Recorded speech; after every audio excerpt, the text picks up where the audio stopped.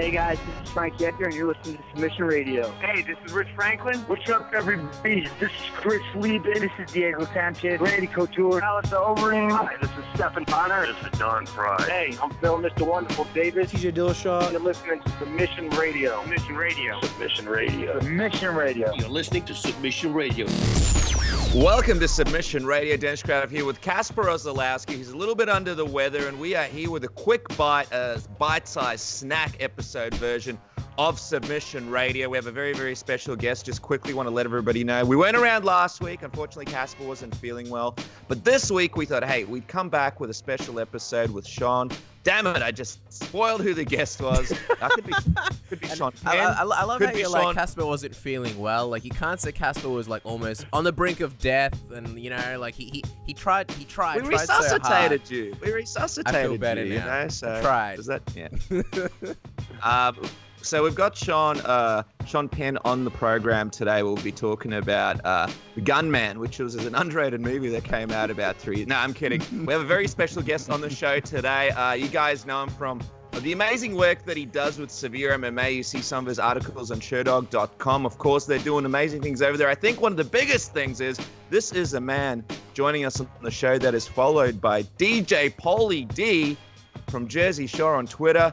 I'm, of course, referring to our good friend Sean Sheehan, the FIFA media runner-up. Sean, welcome to the program.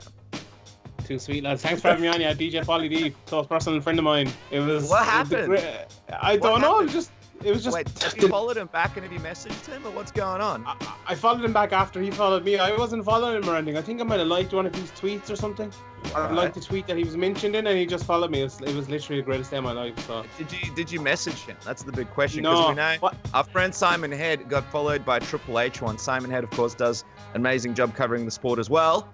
I'm not sure if he messaged him or not, Kasper, but I think like that's your one chance or opportunity. I don't think he did, and I think Triple H unfollowed him shortly afterwards, so it was kind of like dream dead. So you got to give it a little while. You got to give it like a week or so and see if it sticks. What should I say? That's what I need to know. You got to tell him that this the return season of Jersey Shore is just as juicy as the first one. I'm very excited. I've been watching it. I've been watching it all. It's amazing. It's brilliant. I'll try to get him on the podcast. Maybe we'll do it. Dude, get him on the podcast. You know, it's just funny because the situation. I just think back to the situation throwing karate kicks in Italy on that dummy, and then headbutting the wall so he wouldn't have to fight Ronnie. And I just remember he was wearing the Head Rush T-shirts, and he like thought he could actually. He thought he was the Stephen Thompson of the house. That's what he thought. So, and maybe he was. Maybe he was. That's the one interview that Ariel hasn't gotten yet. MVP on the MMA Hour. Maybe now that he's going to ESPN, that could be a future for him. Has to be.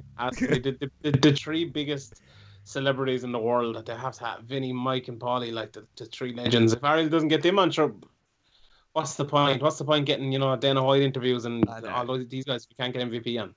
If you don't have latest breaking news at MVP, I don't know what you're doing. And by the way, Geordie Shore, I don't like Geordie Shore. I don't know if you like it or not, Sean. I don't like Geordie Shore. It's a bit too dirty for me. Too much. I don't know. Very perverted. A little bit like Randy Orton and his peak in WWE. Too many people pooing in people's bags and stuff like that. A little bit Chris Lieben-ish. Tough one, you know. Too much of that. You're a little bit dirty watching it. I actually did. I watched like the first season of it maybe, but then like everyone changed and I hated it. But Aaron Chalmers, the dude that's in it, fighting on Bellator this week, he was above in Dublin last week, and there doesn't seem to be too many people hanging off him or anything. So I don't know how big it actually is compared to if that was a situation, the whole crowd would just be not even watching the fights and just be looking at the situation. So yeah, and of course the situation's performance at that roast for Donald Trump would be classified as a TKO loss. Or a severe knockout. Jeez. I've seen people get knocked out, brutal knockouts in the ring, and I felt less bad for them than what happened there. That was some rough stuff. Anyway, if we haven't lost the whole audience yet, guys, we're here to talk about some of the latest sort of news in the MMA world. There's some fun stuff to talk about. But Kasper, before we get to anything else, I want to get your thoughts on UFC Chile and Usman's win over Demian Maia. What did you think of it, Kasper? Was it impressive? Yeah, look, I think that's the big question. Was obviously he got the win? Was it impressive? Look, no one's really beaten Demian Maia and ever looked good doing it, other than say Nate Marquardt. I mean, Jake Shields, Rory McDonald, who else? Chris Weidman looked pretty mediocre beating Demian Maia. Even Woodley, who's a phenomenal fighter in his own right, he didn't look great doing it. You could say Colby Covington had somewhat of a more impressive performance because he sort of, dominated him on the ground, but he got his face marked up as well. So I think Usman fought a very smart game plan. It just, wasn't really a very exciting one. And it is a little bit tough, obviously the UFC being in the business of, selling people, selling stars, selling potential, future pay-per-views. I don't think it really did too much for Usman. In terms of his rankings, he's sort of still in the same spot as he was before. He's still got the same options as he had before. What did you think about the fight, Sean? Yeah, look, I think this is a tough fight to analyze because it was an historically bad fight. It was just an awful fight. Let's be honest about it. But it was an awful fight where Usman absolutely dominated Maia over 5 rounds with 2 broken hands for a lot of the fight. Now, that's one way to look at it. But another way to look at it is he didn't look great in the whole fight. He was winning all that fight, but he never stood out. He's a guy that's calling for title shots, calling to be, the next contender, saying he is the next guy that's gonna, lead that division, gonna take it over from Tyron Woodley or, whatever you want to say about it. And it didn't look like that, to be honest. Now, that I think actually says more about how I rate Usman, how other people rate Usman. If you think beating someone with 2 broken hands over 5 rounds as good as Demian Maia is not a great performance, that shows how good he actually is and how much potential he actually is. But you have to be truthful about it as well. He didn't really show his potential in this fight. He didn't go, didn't look like he was going for the finish. He didn't up the pace at any stage to go for it. Like this fight was basically just Usman winning it on the feet, throwing his jabs, throwing his backhand at the odd time. He was good with his left hand for most of the fight, stuffing all the takedowns very well, laying on top of Demian Maia's head, controlling his head, and not letting him get underneath him or not letting him get on top for the whole fight.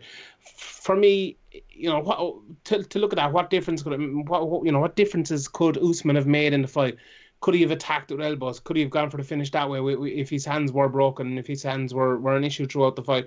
Maybe he could have, if you're being uber critical. And I think we have to be uber critical because he's putting himself up there, one of the best divisions in the world. He's putting himself up there to be one of the best fighters in the world. So you have to give him as much criticism as that entails, So for me, not a great performance, but a great win and a great showing of where he is at, still, not near the top of his potential. Do you think there's a small win there also, and do you give him any leniency, the fact that he did take this fight on short notice? Because obviously Ponzinibbio and Maia are 2 completely different guys, and if he's training for Ponzinibbio, that's obviously one style, and taking on a guy like Maia, you would think anyone fighting Maia would want, a full training camp to sort of, figure out the best way to not just beat Maia, but make it look dominant. Yeah, 100%. That's true, but I think he is a terrible matchup for Maia. Just like I said before, Tyron Woodley fight, he is as well. If you're a good wrestler and Maia can't take you down, get you on the bottom, he's up shit creek without a paddle, basically, because he's not beating you on the feet. And I think he did try to go for the finish, and he went hard with his left hand, especially when he was fighting out of the southpaw stance.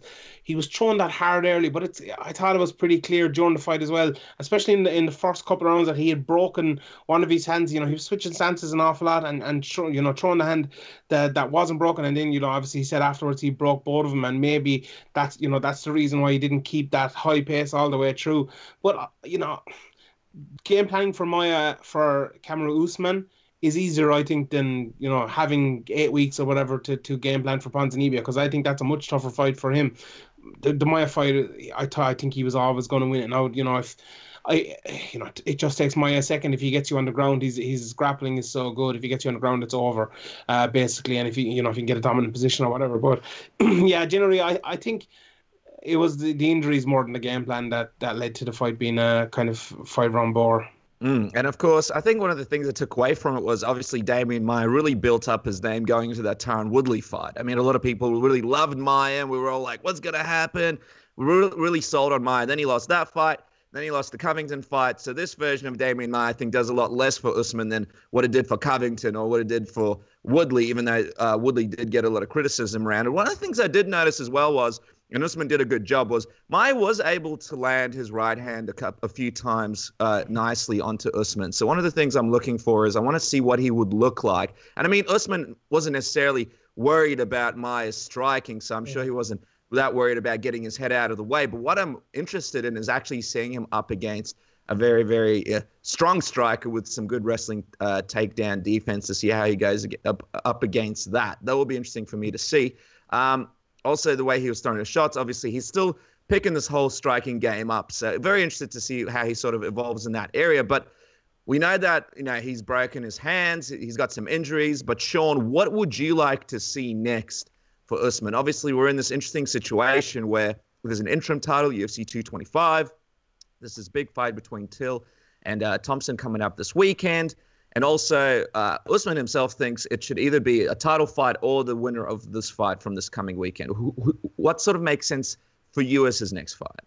Yeah, well, like if you consider there's an interim title fight coming up and the winner of that is probably going to be Rafael Dos Anjos. So I think he's fighting Colby Covington. He's obviously then going to fight Tyron Woodley, I think, logically, although, logic doesn't come into it sometimes with the UFC these days. But, that really only leaves the winner of this weekend's card as the logical next step for him. It depends, of course, how long he's going to be out with these broken hands. These broken hands can be, very, very bad at times. If it could be not a bad one, he could be back in 6 months. So, the winner of this weekend makes sense to me. I think it's going to be Wonderboy. I think Wonderboy versus Usman makes a lot of sense in that division. Or else Oh, Wonderboy! You're gonna give Wonderboy. Can you imagine his reaction? Like going to Liverpool, fighting Till, and they're like, "Oh, hey, by the way, buddy, Usman's gonna be next for you." He'll be like, "What? What do I have to do here to, get a good fight from the UFC?" Do you think there's a chance that if Till puts in a good performance against Thompson, doesn't quite win it, they might actually give Till a shot against Usman? Sort of make that as a good matchup. I don't know if the UFC are that sold on Usman. That's the thing.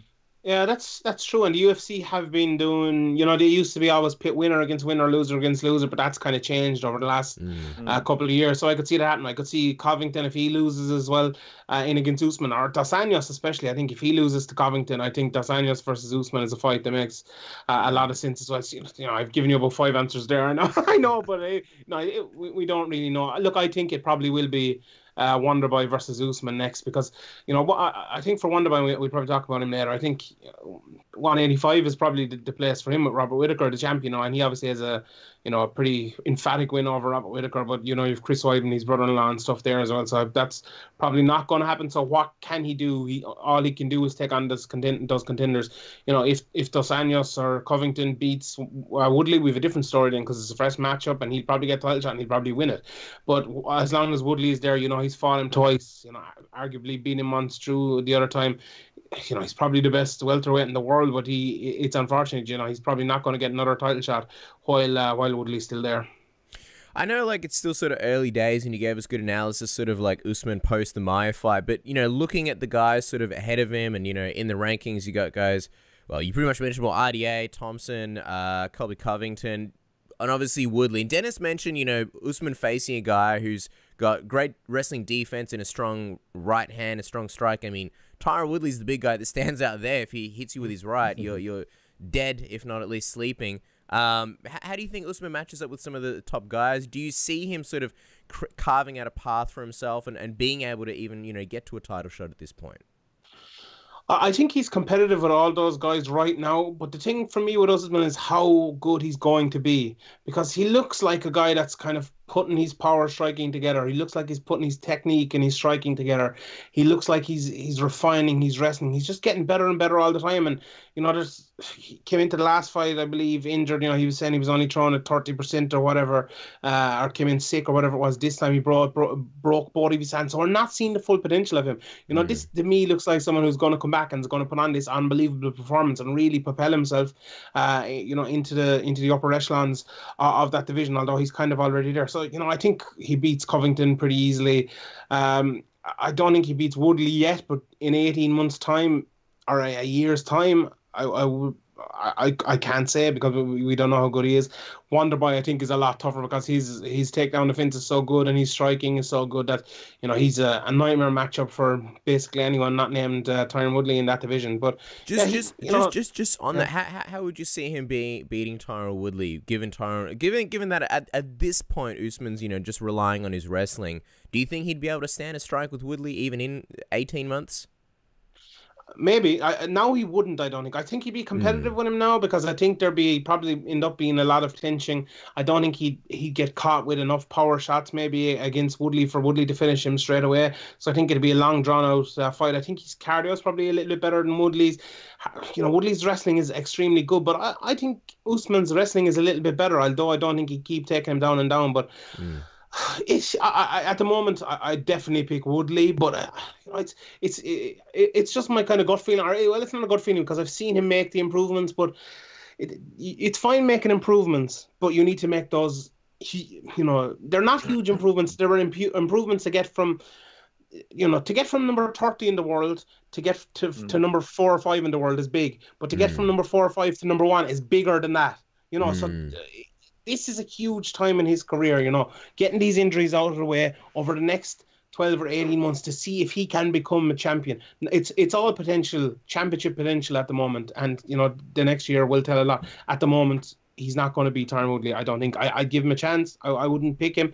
In 18 months, that could be a totally different situation. And I think one of the interesting things I'm looking for is how will these broken hands affect him? Because we know, like you mentioned, it could be very, very tricky with these broken hands. We know some people have a lot of issues coming back, especially a guy that really needs to work on his striking. How is that going to affect him? When's he going to be able to hit the bag without, you know, worrying about pain, worrying about, you know, re-injuring his hands? He picked up MMA quite quickly. You know, he's originally a wrestler and he's improved quite a bit. But how quickly can he improve his striking to have confidence in it to actually use it in a fight, not just in the gym? So it's going to be very, very interesting to see how quickly his athleticism and skills kind of come together into the octagon to show us what he can do. And yeah, I'd be really interested to see a Darren Till Usman fight at some point as well, just to see how that would play out. That would be interesting as well. Yeah. But let's talk about, we're talking about the new blood. Let's go back a little bit. Let's talk about a legend of the sport in Chuck Liddell, because this is a guy that for a while now we know he's wanted to come back to fight. Tito Ortiz has been on our show before. He's mentioned how they've had run-ins where Chuck has come up to him and sort of, I suppose, almost try to sell the idea of fighting again. We know for Chuck, when he stopped fighting, it was a big hole in his life. He loved fighting. He loved going in there. He loved getting his knockouts. It was difficult for him to walk away. But, you know, Dana White wanted him to walk away so he wouldn't sustain any more brain injury, any more brain damage. And for the longest amount of time, he was working for the UFC. Now that he no longer has that job, I suppose, you know, the monetary reasons come in. Dana White's sort of not there to stop him from fighting again. He's 48 years old. So, you know, he is older. We've seen photos where he looks like he's in great shape. John Hackelman was on Ariel Kawani's show, you know, just the other day and mentioned how he doesn't like to see any of his fighters fight. So kind of gave a bit of a cryptic message as to whether or not he wants to see him back or not. And we've spoken to John Hackelman before, and, you know, we know he doesn't like to see his fighters getting hurt. So I know, you know, deep down inside, I wonder how he really feels about it. But when you saw, I'll go to you first, Casper, when you saw that Chuck Liddell might be coming out of retirement to fight Tito Ortiz, did you think this is something that you want to see? Because when I saw it, a part of me is like, Chuck Liddell versus Tito Ortiz. When it comes to like a legend matchup, I'm kind of more on board for this one than I would be if it was, you know, Chuck Liddell versus like a Ken Shamrock or something like that. But at the same time, a part of me is like, you know, he's past his prime. He was past his prime when we saw him retire in the UFC. And we've seen some of these Bellator legend matchups and how they worked out previously, you know, Chael Sonnen versus Wanderlei Silva, for example. It's hard to watch these kinds of fights. So part of me is like, oh, I don't know if I want to see him come back and possibly, you know, get knocked out by a Tito Ortiz, who I think physically is probably in a lot better shape right now than Chuck Liddell is. What was your reaction when you sort of saw this possibility? Yeah, kind of similar. I know people are sort of looking at this as like, well, Tito Ortiz, he's not known for being a knockout artist, so maybe this is a kind of safe fight for Chuck, and also Chuck's beaten him twice. I would be picking Tito if they fought now, just because Tito's had, you know, more cage time over the last, you know, 8 years. Like you mentioned, he's probably physically a little bit better. And Chuck's chin, I mean, Luke Thomas, when he comes on the show, I love the phrase that he uses, falling off a cliff, you know, where fighters just all of a sudden have this very, very sharp decline. I think Chuck Liddell is almost the epitome of that, especially when it comes to his chin. A guy known for being able to take massive, massive, massive shots. And he sort of had that style where he would admittedly rely on, you know, taking a shot to give a shot back and sort of, you know, counter strike. And when that failed him, you know, we saw such a huge decline. Tito Ortiz doesn't necessarily have to, you know, knock him out on the feet. He could take him down, and if he uses that ground and pound, which is some of the best, obviously very, very iconic, he could still knock out Chuck on the ground. So this isn't a safe fight by any means. Even the Chael Sonnen fight, I don't think is that safe. We could see another Vanderlei Silva situation happening. I think MMA is kind of like drugs. I was thinking about this the other day, where, like, you know, when people are addicted to drugs, they sort of they go against logic, they go against a lot of warning signs and a lot of people's advice, and they just kind of do things because they're fixated on that next hit. That's all they can see. That's all they can want. And I think it's kind of the same thing. And, you know, Chuck Liddell saying that he wants to fight John Jones. I think that's kind of like that part of drugs where people just do ridiculous things, because they just want that next hit. And Ariel Helwani's reaction was very telling, and I think it was all of our reactions, where Chuck's like, oh, I want to have a couple of fights, and then I want to fight John. And Ariel was like, who? John who? Jones? And then Chuck's like, yeah, John Jones. He's like, oh, no way. Kind of laughed in his face. Ariel, obviously, you know, being a very respectful guy. And I think that everybody's reaction was like, no, dude, it's one thing coming back against legends, but you want to fight John Jones? That's that point where it's like, all right, he's ignoring the warning signs. And it's like, if you can't beat the guys of yesteryear in 2010, guys like Rich Franklin, Shogun, guys who have all gone to either retire or sort of, you know, have their own declines, Rashad Evans, another guy, Rampage Jackson, and you want to fight John Jones, I don't know, man. I think money surely has to be a huge factor, and Chuck sort of said the same. He said, you know, I'll fight for whoever gives me the best deal, but I think it's also a guy who just, he doesn't really know what else to do with himself, and he said that this is the only thing that makes him happy, kind of like some people with drugs, where they're like, look, I know it's not good for me, but I'm just going to keep doing it. So, I don't know, man. The warning signs are there, and they're not really good. What did you think, Sean?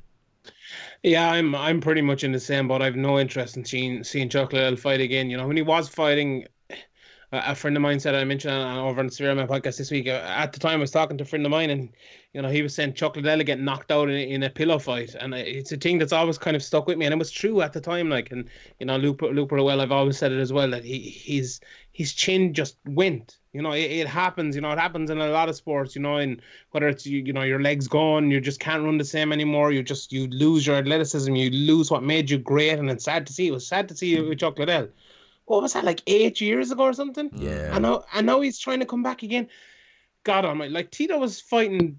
Tito beat Chuck Liddell or Chael Sonnen like what 18 months ago or something like that. And Chael Sonnen, you know, was still a pretty good fighter until not that long ago, and Tito beat him. Like, I don't know if a commission should sanction that. Like, I really don't. You know, I think, you know, Tito was still a good fighter until not that long ago. Fought for a Bellator light heavyweight championship. Chuck Liddell is long gone, 48 years of age. He has no business fighting. You know, no commission is a business letting him fight against someone as good as Tito Ortiz. You know, you said there about Ken Shamrock and Chuck. I think Ken Shamrock versus Chuck would actually be better matchmaking than Tito versus Chuck, because, you know, at least they might be even enough in the way they fight in their, you know, in their age. I know that Ken is a lot older than him, but I think Tito would absolutely destroy Chuck these days, and I don't think that'd be good viewing at all. But look, what the reason Chuck is doing, and what's the reason he's doing it, you know, it is a little bit like an addiction or something like that, or not, you know, and it's sad to see it, like maybe nothing else left in his life, or him convincing himself, you know, training is what he likes, fighting is what he likes, and it seems to be with fighters more than any other thing, but other things as well. You just can't find the next phase of your life. Yeah. And maybe Chuck had found it a little bit with the UFC and with that job he had, but then, you know, they sacked him as well. Dana White got rid of him when his buddies from IMG, WME came in, and he doesn't have that anymore. So the only direction he knows is back to fighting, and it's sad that this sport puts you in that direction so often when you've no business going in that direction. Don't you think this is also kind of like highlights how sad it is that a guy like Chuck Liddell, who was a pioneer, an icon, you would think, and of course the money was different back in the day, but you would think that, like, if anyone's well off, it will be the top guys. And at one time, Chuck Liddell was that top guy. But even he has to come back and fight. And I'm speculating here, but I'm assuming it is for monetary reasons. Even a guy like him, who carried the company, who was a world champion, who should be well off, who should be sitting somewhere, you know, drinking pina coladas by a swimming pool, even he has to come back to work. Doesn't that kind of say a lot about MMA? But one of the things also is, I mean, this is a guy who's I think Chuck Liddell, he's lived for 48 years, and for 38 years of his life, he's possibly had a buzz on the majority of his life. This is a guy, if anybody's read his autobiography, which, by the way, it's a bit old now, but it's one of my favorite autobiographies. Yeah. I mean, he has done so much stuff in his life, and I imagine once he finished fighting, he kept partying on. So in terms of money, I mean, was he even smart with his money? You know, and that's one of the things. Sorry to cut you off, Sean. I want you to jump in just a sec. That's one of the things that I'm kind of worried about as well. I mean, physically, you look at him, you go, all right, this is a guy who's got, you know, middle-aged sort of abs, you know, as abby as he can get for Chuck Liddell. But, you know, behind that, this is a guy that's been smashing the booze and partying for the majority of his life. Physically, you know, can he even pass a physical? You know, it's one of those things that you think about knowing his history. Remember that. Who can forget that wonderful interview on the morning show where he fell asleep? Yeah. Because it was the next. And by the way, I have nothing but love for Chuck Liddell. I'm not sure if you were there or not, Casper. I'm pretty sure you were there. But when he came to Melbourne and all these people came to meet him because Chuck, this is back in the day when Chuck was sort of near the peak of his or the height of his career. And there was a huge line of people that wanted to meet him.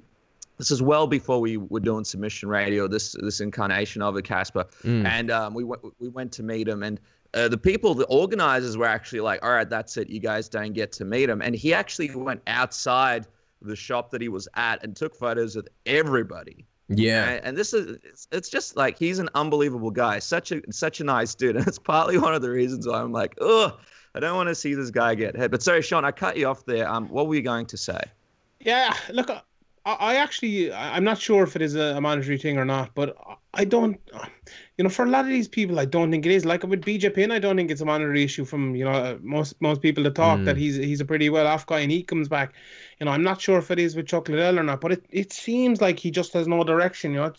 It seems that way with lots of these guys just coming back, you know, a lot of guys retire and then 6 months later, you know, it's not a monetary thing and they're coming back saying it. And I know Chuck Liddell has been a long time out of it, but yeah, it's you know, it's sad that we're even talking about these things. Like, you know, this doesn't happen with any other sport. Well, boxing, like, but combat sports are all. It's weird that, like, you know, if you're a soccer player and you retire when you're, you know, 35 and you might want to come back when you're 38 or something. Oh, okay, fair enough. You might be able to stay at some level or something. But like, this is fighting. This is different. This is like completely physical. You know, this is something that's different from any other sport. Like, and at 48 years of age, you've absolutely no business fighting. There's nothing good going to come out of it. And you know, I really hope it doesn't materialize. But it doesn't only happen with professionals. I mean, I think we've all seen it when we go to our local gyms. There's the ex-pro fighters who had a couple of fights that didn't quite go their way, and they're back there where they're 50 and they're going to the fights every weekend, and they just want to be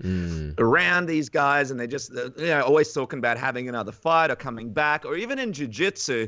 You know, these guys who have had hip replacements and knee replacements who we see I used to see all the time, and they're coming back and rolling and using tape because their knee doesn't work, and they just want to get that one more roll in. There's something about combat sports in general.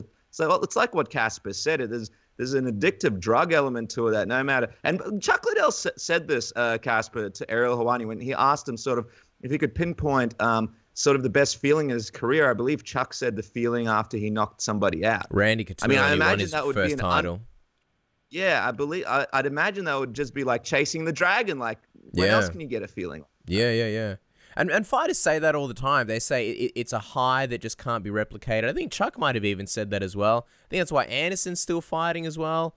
I know Kareem was saying that Fedor's fighting just for money at this point, but I'm sure there's an element of that as well. And we've spoken to Bas Rutten about that as well, where I think a lot of these guys, they just don't really know what else to do with themselves, and they're kind of bored. And Chuck pretty much said the same thing. He had other jobs with the UFC and didn't really enjoy them, and once they were out of the way and he was no longer distracted, he was kind of like, fuck, I need to do something else. And then, of course, he's going back to fighting. What do you think, Sean, in terms of like an audience as well? What do you think this fight will draw? Obviously, Chuck was saying that it is going to be on pay-per-view, or that is the plan. We don't know. See, here's the thing. It may or may not be on pay-per-view, because if he does go with Bellator, he did say that he's in talks with Bellator at the moment. If they go with Bellator, I don't know. Would Bellator decide to do another show? Would this be pay-per-view worthy, or would they stick it on TV like they have a lot of their other big fights? But if they do it on pay-per-view, does go with Golden Boy Promotions, how do you think they would do sort of promoting an MMA event? And I know, obviously, Tito Ortiz, having the Latin demographic, and Golden Boy, they may be able to promote that well. But do you think something like this would get over 100,000 buys? Do you think there really is a market for Liddell, Ortiz? And by the way, like, it's really funny. Having said all that, is there like a morbid curiosity that I have of like, well, I am kind of curious of like how Chuck Liddell will look at 48. Yeah, all right. I'll sit there. I'll watch it. I'm sick. All right, you can judge me. We all are sick. We're all sick. We're all gonna watch it. We're all gonna watch like like you do, like when you're staring at the sun when there's like one of those not apocalypse, an eclipse, and you watch through the little hole. You're like, oh god, I can't look away. I'll be like Matt Damon in The Departed when he goes to the adult theater with the hat down, just trying to hide in the back so no one recognizes me. Not that they would anyway. But... what do you think the market is for this, Sean, in 2018? I think the TV market would be pretty huge. I think if Bellator did get it and put it on TV, I think it'd do pretty well. But they seem to have been getting away from that over the last year or so. The Ken Shamrock kind of Tice Gracie things haven't really been happening. The Dada 5000 and Kimbo, obviously Kimbo died, but those things haven't been happening over the last while. Dada died almost as well. Yeah, Jesus Christ, yeah. But on pay-per-view, this would be an absolute bomb. It's probably 50,000, 60,000 pay-per-view buys or something like that. When especially if it's Golden Boy. If the UFC did it, or even Bellator, you might be talking about 100, 150,000 or something like that. But no, this is just, it's not going to fly on pay-per-view. It'd fly on television. I think it'd do very well on television if Bellator decided to pick it up. But yeah, no, I think it's just a bad look, to be honest, for anyone who decides to pick it up. And I'd love to know what the sort of behind closed door discussions between Dana White and Chuck Liddell are now that it's sort of out and about. I wonder if Dana White, you'd think he would call him up, the relationship that they've had before, the fact that they were together through the majority of his career, to try and talk him out of this or come up with a way for him to fix up his monetary issues if he had any. I mean, it's going to be very, very interesting to see if anybody asks Dana about this and what kind of comments he'll have about it, because they do have that bond and stuff. So very interesting stuff. All right, so this weekend, Sean, there's a couple of fun cards happening in your neck of the woods, sort of down the end of your part of the world. Let's talk a little bit about Bellator in general. I mean, they're both Bellator and the UFC are going to be in England this weekend. Break it down for us. Who do you believe has the hotter, bigger show, and how much has Crocop's injury affected, I suppose, the draw of the Bellator show down there? Yeah, I think the UFC definitely have the hotter show anyway, but just because of it's on Liverpool, and Liverpool are in the Champions League final this week, and that seems to be kind of the story coming into this one. They also have Wonder by Thompson against Darren Till, which is, two name guys coming in there to fight. That's a great fight. There isn't a fight as good as that on the Bellator card, although I think there's some very, very good fights in the Bellator card, and maybe up and down the Bellator card is comparable. The Rafael Carvalho Gegard Mousasi fight is very good. Saul Rogers on the undercard. Aaron Chalmers, who I mentioned earlier from Geordie Shores on that as well against Ashgrove. His career, although still not a huge test or anything like that. And you've Linton Vassell, Phil Davis as well, and Charlie Ward, who we know from Ireland, is on that as well. So it's a pretty good, two pretty good cards. But I say the main event, definitely steals it for the UFC Liverpool. But on Ryan Nelson and Crocop being out, it is a huge blow. But I think it's a strong enough card to go on without it. If there was one fight on that main card you probably had to lose, maybe the exception of Linton Vassell, Phil Davis, it probably was that one. They won Darren Chalmers there because he's going to draw a big audience, in the place and on TV. He's a big star down there. Yeah, he's done very well for Bama. Brought a lot of attention into them. He's the people who watch him are going to tune in to watch. He's the Geordie Shore, as you guys know, does very, very well. And you're bringing in the MMA fans, but you're also bringing in another type of fan to watch it as well. So he's big. Obviously Mousasi is as well liked as the two guys in there, and MVP as well. You must not forget him. He's always exciting and must see TV. So it's a pretty good card, and I think a lot of people are looking forward to that Bellator card. So it's just unfortunate the night it is. we'd obviously decided to cover UFC Liverpool with our guys, and it's down in London as well. Maybe if it was in Birmingham or Manchester or stuff, it'd be easier to get to. But we, it's a lot of people over our side of the world don't have maybe as big resources as they do in America and stuff, and it's basically impossible to get to both events. So we're only covering the Liverpool one, but it's a good card, and it's a great weekend for UK and Irish MMA, I suppose, if you want to put them together. But Bellator will do pretty well, I think. And thankfully, the main card is actually on TV as well. Hallelujah! So that's pretty good. For some reason, I expected the UFC to provide a helicopter to take you from one event to the other. I won't even. It's funny. Or maybe Bellator, not the UFC. The UFC would try and cut the fuel line to the helicopter, but Bellator would have a couple of helicopters in the backup just in case that first one didn't go off the landing strip. This is the week, actually. The one week I'll actually be able to see Bellator, and I won't be able to see the UFC because I'm at a wedding this weekend, so I'm going to miss it. But I'll see it afterwards anyway. But I'm looking forward to seeing the Bellator card anyway on Friday night. I'm just curious. I was thinking about this before, guys. Gegard Mousasi, obviously, big switch over to Bellator. A lot of people talking about the fact that it's a huge signing for Bellator, and from their perspective, getting a guy sort of in his prime and someone that could put together great fights was a fantastic choice for them, considering they got a lot of veterans previously and stuff like that. But from Gegard Mousasi's perspective, I mean, what's happening right now in the UFC in the middleweight and light heavyweight divisions? So many gaps, so many opportunities, and it does seem like, even though, he's in Bellator and he's doing his thing, I know, internationally in Australia and places like that, and even I feel it, people aren't really talking about Gegard Mousasi. It's a little bit of that, okay, he's gone to Bellator, much like Phil Davis, and we've kind of forgotten about him in a lot of ways type thing. If you sort of look at the situation right now, do you think this signing has sort of paid off for Mousasi himself, Sean, or do you think, looking at everything that's happening now, would he have been better off taking a smaller cash deal but sort of sticking around for the opportunity to be in the UFC at the moment? Probably not, because what's been happening in the UFC, it's kind of been Whitaker's been injured, Bisping, was sitting out for a long time. Then GSP came and he got rid of the title, so he's getting into the title fight in Bellator. I think he's probably getting more money in Bellator as well. I think he's done enough in his career that I don't think he's too bothered about where he's fighting. I think he's happy enough to get money and fight for Bellator, and that Rory McDonald fight is something that will probably happen in the next year, maybe, if he goes up to middleweight and stuff. So, I think for a lot of these guys, you might be better off. Like John Dodson there a couple of weeks ago re-signed with the UFC, and I think that was a bad idea. I think he should have gone to Bellator. He's lost title fights over there. He just seems to be going nowhere. Even if he wins like 3 fights in a row, he's probably not getting a title shot. Go over to Bellator, and you could win titles in 2 divisions, or go for them in 2 divisions and get even if you lose one, you could.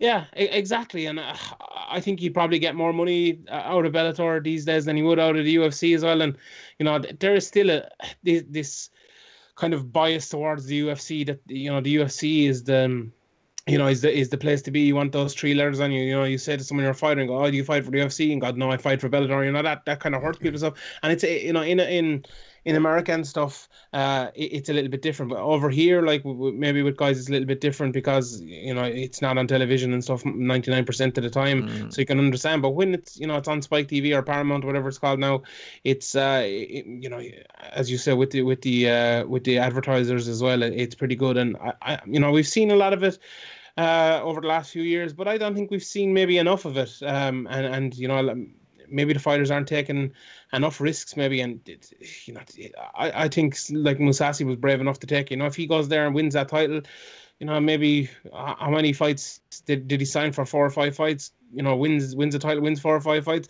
Then he can go back to the UFC. And he's even in a better position, maybe with a lot easier 4 or 5 fights than he would have had in the UFC for less money. So, I think his decision was good. Or he can even leverage Bellator and say, "Look, I'm your champion. Either pay me more money or I'm leaving," and he goes there and have a champion.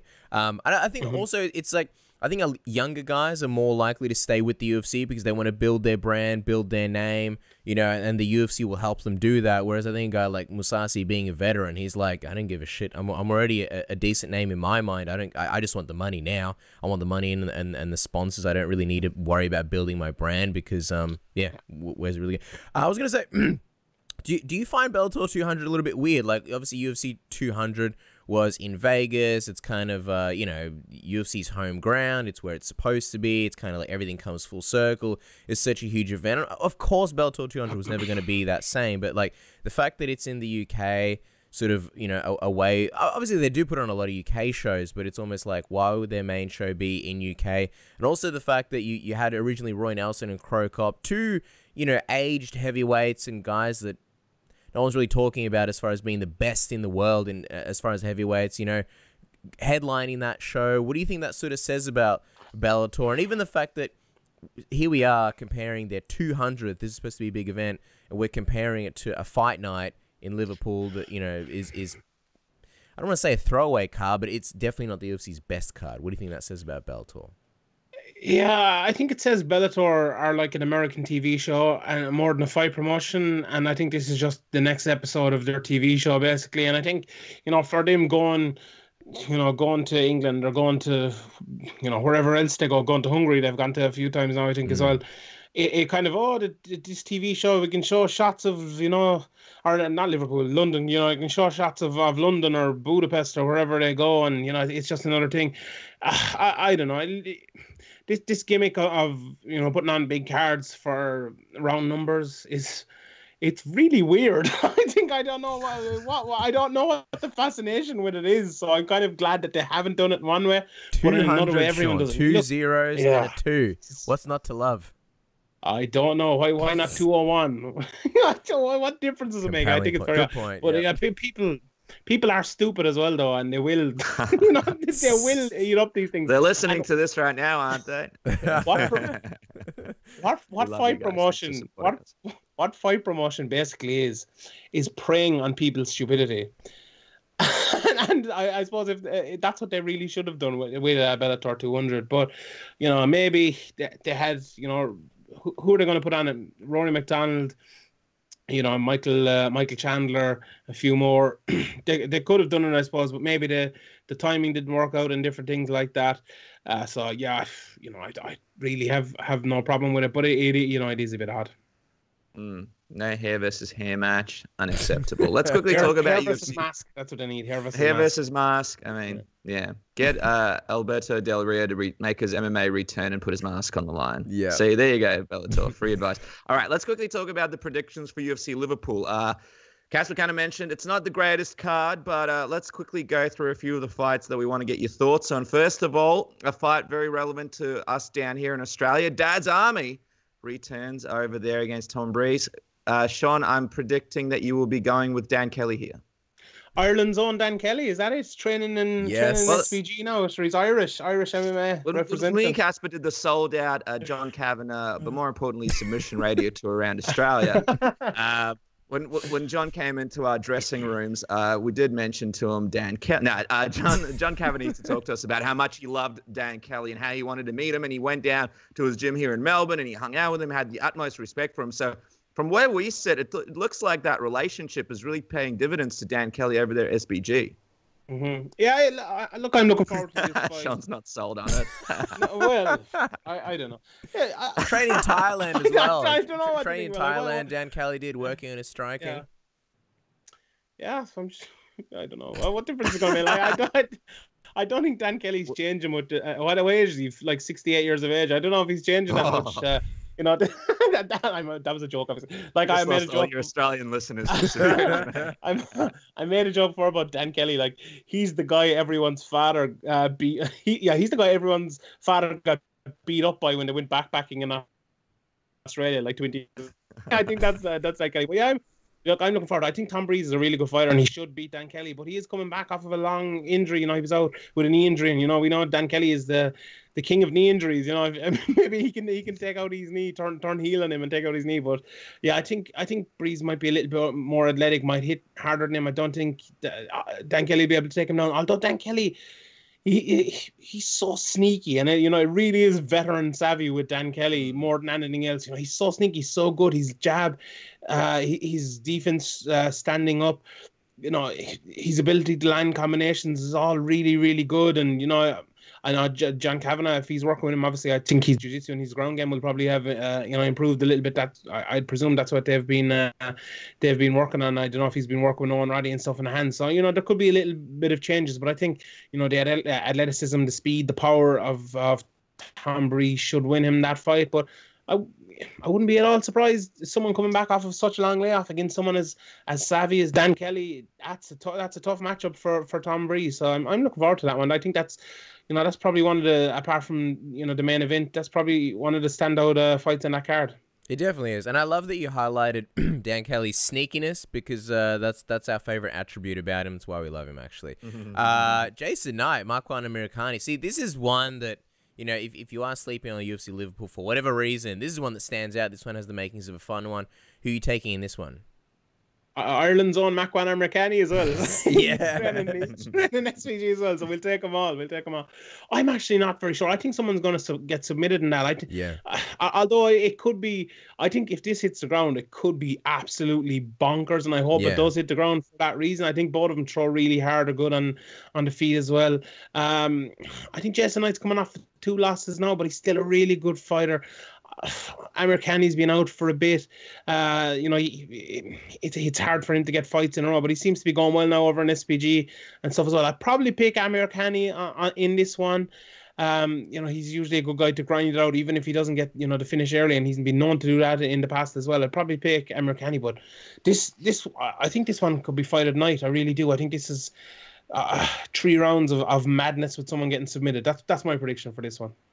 Well, let's talk about the main event. Obviously, we're all very excited. Stephen Thompson versus Darren Till. Where do you go on this one? Is this going to be a Thompson winner, or are we going to get a Darren Till surprise here?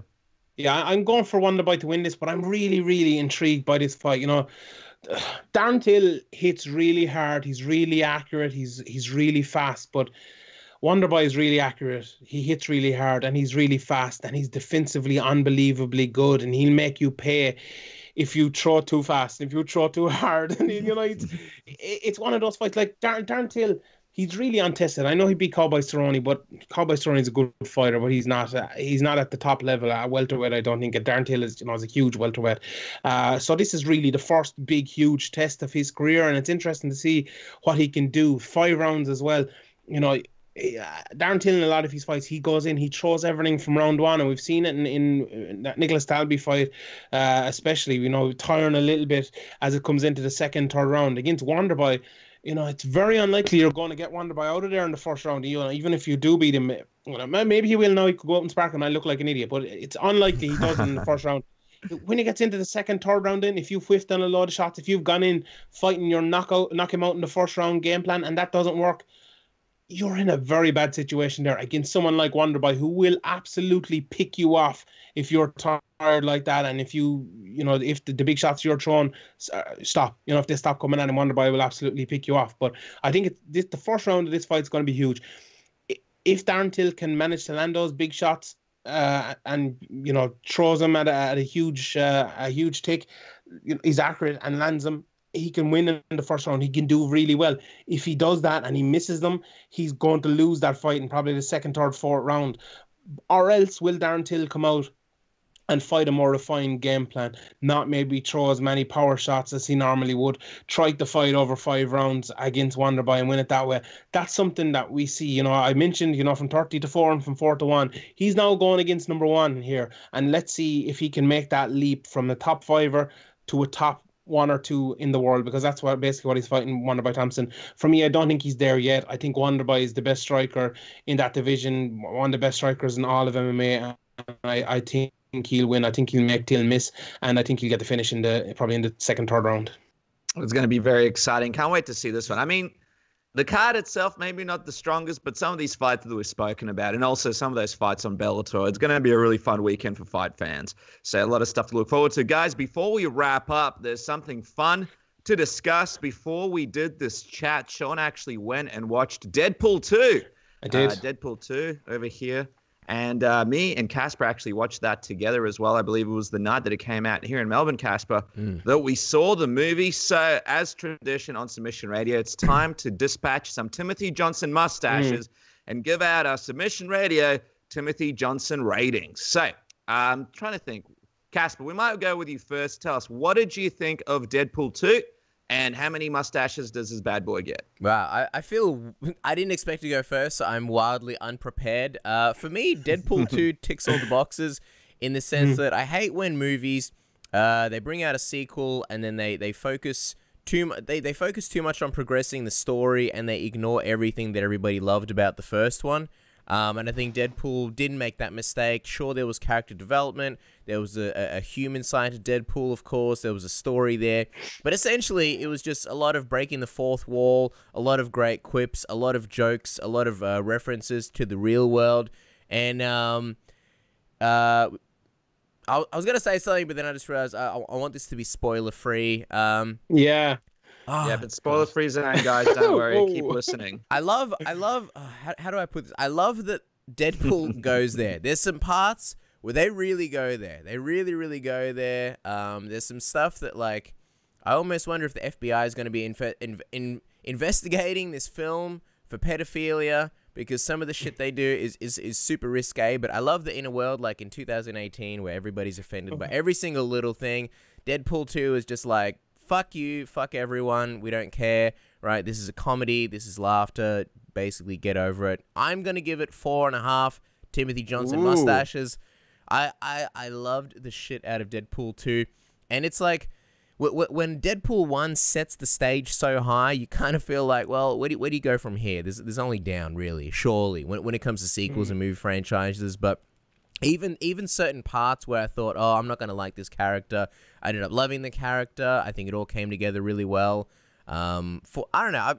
For some reason, I would have loved to see a little bit more from Cable. I feel like they didn't fully explore the Cable character. That's probably one downfall you could say. And also in the comics, Cable's meant to be like 6'8", and Josh Brolin's like, he's not a very big man. He's like 5'10", but they even make a joke about that in the movie. So I don't know. I liked it. New Zealand getting some representation in the movie, so that's always nice. New Zealand's hot now in these. They're taking over the world. Yeah, they're taking over everything. Go on. I want to quickly ask you.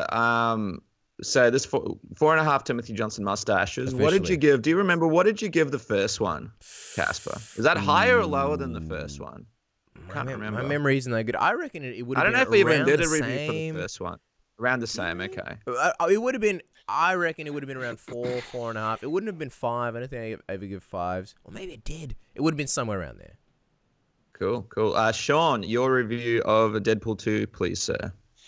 Well, I think I'll have to give it 6.25. Timothy Johnson mustache. Fucking up the system here, Sean, already. Right? How can I wear a... Right? There's no 200s. Right? It's 5 mustaches. How can I wear a Bullet Club t-shirt and not give it 6.25 out of 5? Let's be honest here. Dave Meltzer represents decimal on us, aren't you? I'm just 0.25 of the Timothy Johnson mustache. Deadpool 2 took place in the Tokyo Dome. Dave Meltzer, 5 stars. If it was in America, like 3.5 stars maybe. But yeah, no, I thought it was really good. I thought Domino was basically, Danny Segura is kind of the Domino of FIFA, isn't he? Just all look basically, and I think that was the always thing that always bring Segura into the conversation. That was the one thing that came out of that film for me. But yeah, no, I thought it was really good. Here's a fun fact: I don't watch hardly any of these superhero films. I've never read a comic book in my life, and I watched the first Deadpool. I didn't think it was going to be great, and I absolutely loved it, and I love this one as well. I like coming into it, I was like, how is this Deadpool going to be as good as the first one? I watched the first one again yesterday before I went to see this. But it was really good. It wasn't as good as the first one. I thought the story of the first one was just so good. The way the whole film went. And this one wasn't as good as that, but was still really, really good. They took it in a direction I kind of weren't expecting them to go. And I'm looking forward to see where they're going to kind of go in the third one, especially with how this one ended. Yeah. But yeah, I liked it. As you said as well, like keeping the kind of the jokes and breaking the fourth wall thing and doing that again, I thought was brilliant. And the start of it as well. And I can't say too much, but like the intro where they put all like the funny phrases and stuff after the big incident at the very start was very funny, I thought as well. And I just want to remind all of our listeners that our videographer Christian, he's actually got a Facebook page, Box Office Royale with Cheese, where you get to vote on some of the best movies, TV shows of all time. They're right now running a very, very attractive poll. I believe it is the best characters of all time. Yeah, the greatest iconic movie character of all time. So jump on that, give it a like, and you actually just use the polling system. At the moment, we've got Brad Pitt's character, Tyrell Durden versus Hannibal Lecter. You've got the Joker versus Travis Bickle from Taxi. That's the one, yeah. You've got Indiana Jones versus Maximus from Gladiator. I mean, that's just not even. Nah, Maximus. I mean, come on. And that's on 88% for Indiana Jones. So what I want to know is who's about Maximus here. They had the Joker and Rob De Niro's character from Taxi Driver. I think that was yesterday. I think the Joker won. 89%, 11%. See, that's a bit better, but that other one. But I was going to say, it's a great place for people to sort of rub elbows with other MMA media. A lot of people liking the page. To jump on that, you'll see me and Casper sort of commenting with gifs and stuff like that and making some risky choices. I have voted for one. I will be honest, I have voted for one thing, and then I was so ashamed that I changed my vote. I was afraid that Christian would expose me. So jump on the page. What was it?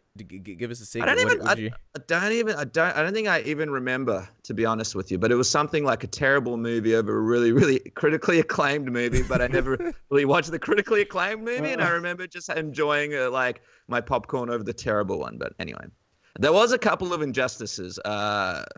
Breaking Bad won the greatest TV show of all time. So. Say what you will, but if you are upset about it, it's a little bit like the American elections. Why aren't you on the page and voting? What's wrong with Breaking Bad? Breaking Bad's a really good show. Is it the greatest of all time, Sean? This is against shows like Sopranos. I think Sherlock is the greatest show of all time. Wow. Don't like the page, Sean. Stay away from the page. We don't need You're gonna destroy me with some of these votes that you can put down. Okay, and just quickly, my Deadpool 2 review. I really enjoyed Deadpool 2. I enjoyed the first one more because I thought the story wasn't as good as in the second one. But me and Cass watched it with some buddies and we really had a good laugh over it. I'll give it 3.5 Timothy Johnson mustaches. I think it was really enjoyable. I actually watched it twice. I watched it once with Casper, and then I had to watch it once with my girlfriend. So, she made me watch it twice. Julian Dennison, the dude that plays Russell, the Kiwi fella, who was in that really critically acclaimed movie Hunt for the Wilder People that Ryan Reynolds absolutely loved, and that's what actually led him to be cast in this movie. He does a good job, but I feel like he could be a bit like funnier. I thought like they could have harvested. It's like they're taking his organs, but they could have sort of taken advantage of him a little bit more in the movie and gave him sort of more Kiwi classic lines. To me, I don't know if the writing for him was. Watch Thor Ragnarok and sort of see the way they're going there, especially with some of the characters. The big Kiwi guy, what's his name there, Casper? The one made out of stone, Korg. Oh yeah, something like that. Yeah, piss off the freaking ghost. Yeah, that's a bit more of that would have been good. But I thought it was really amazing. One of the funny things about this movie is, so if you guys haven't seen it, you have to stick around for the credits at the end, because I think Sean and Casper, some of those credits, some of the highlights for me in the movie were those credits, and also it majorly changes the story in the movie. If you don't watch the credits, you walk away thinking one thing, and if you do watch it, you're like, okay, so this actually happens. So make sure you watch it, because you could walk away from the movie thinking something completely different. And I agree with you, Sean. It's going to be very interesting to see now that they're a part of the Disney world, the Marvel world, how they're going to go with Deadpool. To me, it's almost like a bridging movie to the next thing. And I agree with you, Casper. I expected more from Cable. Josh Brolin, I thought he was much better as Thanos. Yeah. I think there was something missed there. But anyway, we'll see what happens. So 3.5 Timothy Johnson mustaches. Guys, that is us for this week. We will be back with the stock standard submission radio that you know and love next week. But for this week, a big thank you to Sean Sheehan, who joined us here today. He is, of course, followed by DJ Paulie D on Twitter. And you can follow him as well at Sean Sheehan BA. Everyone's doing it. Of course, check out Severe MMA. A lot of extra post shows that you guys can check out. Sean, what are a couple of things people can check out if they join up to the subscription? There's loads of things. We've a Champions League final preview. Luke Thomas coming this Friday if he shows up, hopefully. But hopefully, but yeah, I have the rewatch as well this week where I go back and watch Darren Till versus Cowboy Cerrone. So that I have a Q&A coming out soon. You got early access to the main podcast, and hopefully I'm going to have you guys on next week before UFC 225 as well with the Australian Darren, or what's his name? Robert Whittaker on it. So there you go. Right. We're not available. Sorry, Sean. Yeah. So there we go. We'll loads of stuff. Yeah. We'll have our people call your people. Continue. So a lot of stuff happening there, guys. Make sure to check it out. I actually man, Sean, I have to say, you're absolutely killing it. A lot of this content that you're pushing out, I'm seeing some of the stuff that you're doing. This is a lot of great stuff that people can check out. So, of course, at Severe MMA Pod, check them out, follow them on Twitter, and sign up. It's a great opportunity for you guys to hear Sean break it down. There's a lot of great ideas I'm going to be trying to get past you at the end of this podcast to see if people actually do it on this thing. So, guys, thank you for joining in. We'll catch you again next week. Enjoy the fights this weekend.